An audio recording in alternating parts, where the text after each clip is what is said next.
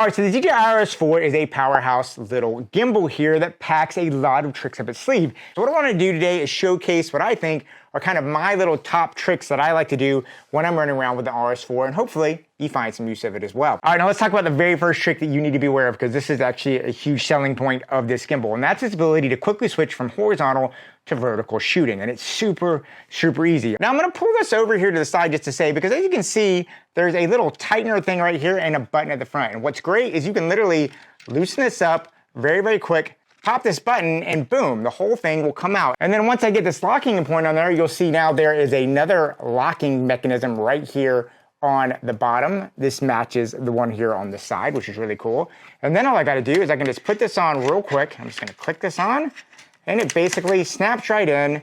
I tighten it back up, and because I went to a vertical configuration, I obviously need to rebalance this and go, but I'm pretty much ready to go. So you can see in just a couple of seconds, you can switch from a vertical to a horizontal composition. You don't need any special L racks, nothing like that. And one other note about this trick, it is so convenient to go vertical, but just be aware if you have something like an SDR or a Raven Eye underneath your system transmitting video wirelessly here on the hot shoe, you're not gonna be able to have that on there. You are gonna need to take it off so you can get that vertical composition. Now, the next thing has to do with the trigger, and that is that the trigger has some important tricks up its sleeve. Obviously, you can hit it twice and it'll recenter the gimbal. You can hit it 3 times, 1, 2, 3, and it's gonna come back around and give me a selfie. But what I really think is the most important part of this is going to be locking this trigger. And what the locking trigger does, it allows my camera just to stay forward on an object. And sometimes I don't want my camera to have this natural drift and shift on it. What I wanna do is I wanna lock it, and I just almost wanna treat it almost like a dolly. Camera doesn't move here, it just locks on. Very, very easy to do. All you have to do is hold down your trigger. And when you hold down your trigger here, it'll just lock it in place, and now my camera can act like a dolly, but it locks on a subject, which really opens up what this gimbal can do. And another area that I often will use this for is I'll do a lot of basically fake jib stuff. And what I love is I can hold down the trigger and just give me a really, really nice, cool jib shot that I can fake here with my gimbal. Super helpful trick, hope it helps you out. Now, my next trick has to do with calibration, because let's be honest, if you're using a gimbal, you should, as good practice, be calibrating throughout the day. Anytime you change a lens, things get shifted and move around. You just wanna make sure your gimbal's operating at its peak efficiency to give you the best things. Now, luckily for us on the RS4, they make it very, very easy. You don't have to dive in a bunch of menus. All you have to do is hold down the M key and the trigger for 3 seconds, and then what'll happen, you hold it for 3 seconds, and now what you're gonna see is now you'll see it begin to start auto-calibrating. Now, my next tip is actually something that's gonna help you make your set sound more professional. And as a deaf guy, well, that kind of helps, right? So what you need to do is you need to come here to the settings menu. You just swipe down, you're gonna come to setting, and what I recommend you do is if you come down, you're gonna see something that says silent mode. And when you're on a set, when you're cutting your gimbal on, you don't wanna have distracting beeps and stuff in the background. Getting on silent mode is gonna make your set feel more professional, keep frustration levels down, and keep everybody happy where you are. Now, once you've got everything nice and quiet here, let's talk about one of the coolest features in here and the trick to make it work. And that is you wanna set up Bluetooth here in the RS4, because your camera can be controlled by your gimbal, which makes life a lot easier for hitting record and other things like that. Now, to access, what you need to do is you need to come to your main menu. You're going to basically pull down again, and you're gonna see a Bluetooth icon. And when you pull it down, it's gonna basically ask you to enable Bluetooth on your camera and look at the compatibility. Now, DJI has a lot of cameras that work with it, and all the cameras kind of work in different levels. So make sure you check out what your camera is and how it works. And now if I'm in a situation where I'm playing around the menu, I wanna tell you another trick that should make your life a lot easier depending on what you're doing. I told you about locking the camera to keep it locked in, but sometimes you really just wanna follow something and kind of do a nice orbit around there. Well, luckily this RS4 has an orbit follow idea built into it that's gonna make your following around certain objects you wanna stay tracked on much, much easier. And it's very, very easy to access. You need to pull down, and you come to your settings button right here, and if you come down, you're going to basically see orbit follow. Just cut that on, and what that's gonna do is gonna really allow you to get a much smoother algorithm that gets those things tracked really, really beautiful, really professionally, save you from frustration on set. If you want something you don't want to orbit follow, just come back in there and cut it off. but it is a really, really nice tool to have. Going to make those follows that you do so much easier and look a lot better. Now, speaking of following things, my next tool is one that I think is going to make your life a lot better just knowing that it's there.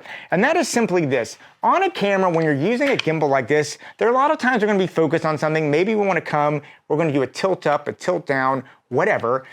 But sometimes, man, this joystick, for whatever reason, when you're moving and going, you just don't feel like you get it quite as smooth or the way you want to go. I know you can dial in the settings, but one thing I found that really makes a difference, instead of using the joystick as my tilt, sometimes I just want to use this front ring. It makes things a little bit easier, and sometimes it just feels more intuitive. And it's really easy to set up. So what I'm going to do, I'm going to come down here, and you're going to see you can set your joystick, speed, smoothness, things like that. But look at this. You have dial functions. I can click on that, and you're going to see I have a lot of options. Now, depending on the Bluetooth options or if you're connected straight in your camera, you can actually control things like ISO and shutter. But what I want to do is I want to come down here to my tilt. I'm going to click on tilt, and now that I've done that, you'll see I get a green check. And now I can actually come to my dial settings and control the speed. I can actually reverse the direction. But what's great now is if you look, now I can control that with just that beautiful, buttery smooth finger movement. And I really like that. The other thing that's good, sometimes you want to have the freedom here on your joystick to do pans and tilts. But if I do just the dial, I don't have to worry about panning, so I'm not going to get any of that weird shifting. It's literally just going to do the up and down. All right, and if I'm going to talk here about the dial, I might as well talk about another great trick that I love using on this. Makes my life a heck of a lot easier on set. And that is, if I come back down here to the dial settings, I'm going to take it off the tilt. I'm going to put it back on the focus motor, because I want to talk about a cool trick you can do with the focus motor that comes with the RS4. Now, of course, you can put this on the focus component here of your lens, and especially if you have like a manual like cinema lens, this is great. But one thing I've found is that for lenses like my Canon R5, and if you're shooting on like a Sony FX3 or A7S III, the autofocus on those things is fantastic. It's actually better than I can pull off with a manual focus.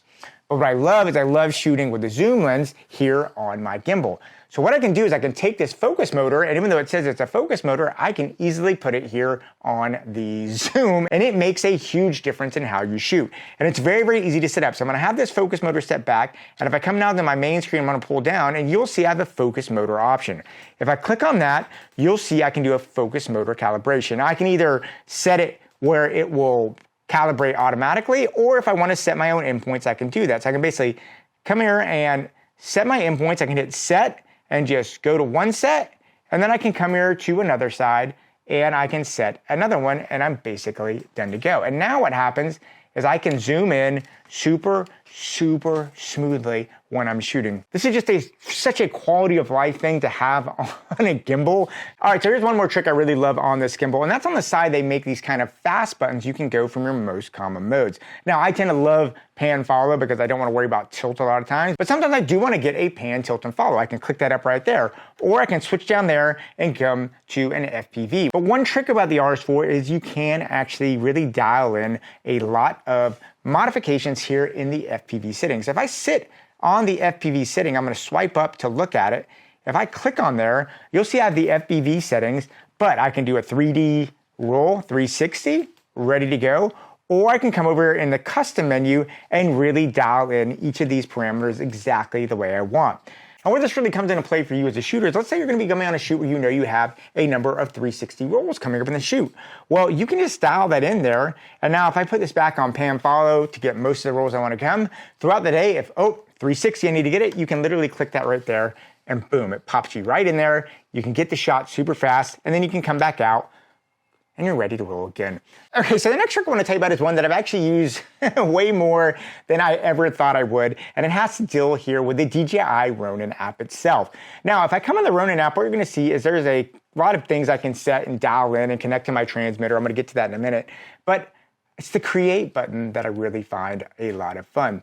And this create button gives me abilities to remotely control this thing from afar. And what I love is I can click, like, say, on my virtual joystick here. And let's say I've got something like, maybe I put my gimbal on a jib and it's rising up and out of hat. Well, check this out. I can control the gimbal from afar. It's an incredible remote control device. And while I really love the joystick, if I come over to, say, on Force Mobile, this is really great. I can hand this off to someone else. Let's say I'm doing an interview and I just need to keep someone centered. Well, if they, let's say they recenter it, if we enable this, well, check us out. They can watch and just make sure that everything's done and they got complete control over what we need to do.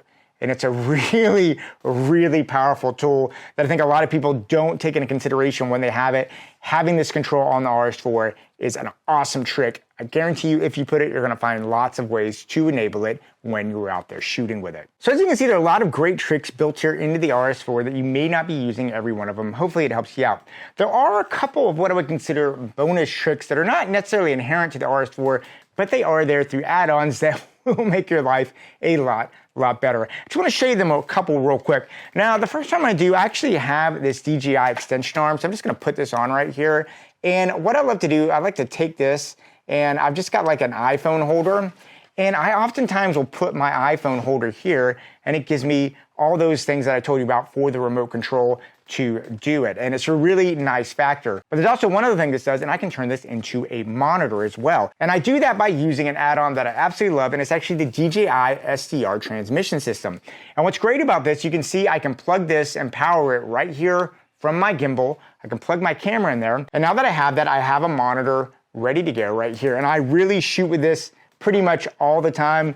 I love how the SDR system can transmit to my phone, and more importantly, if I have a client that has an iPad or a phone, I can actually transmit to their phone, or if I get a receiver, I can actually put it on a director's monitor and have it off-site. So this SDR system is an absolute game changer in letting you be able to really roll well with this when you're getting money and doing it. Now, the other accessory that I think is just really, really an important trick here for the RS4 is this high capacity battery that the DJI makes. And this thing does two really good things. One, this thing's gonna power your gear all day. This thing is an absolute tank of gear. I have not even come close to running out of battery power on it.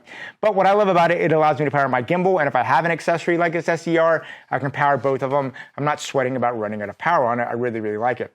The other thing I really like about this battery grip, it actually gives me a longer hold, so I can hold both hands on here, which I really like. I just like having that extra real estate there for my gimbal. So this is an absolute trick that if you can put it on there, it's gonna make a big, big difference to your gimbal. I don't put it as like a native trick, but I do think it is something that if you have it, will really unlock more modes to your gimbal.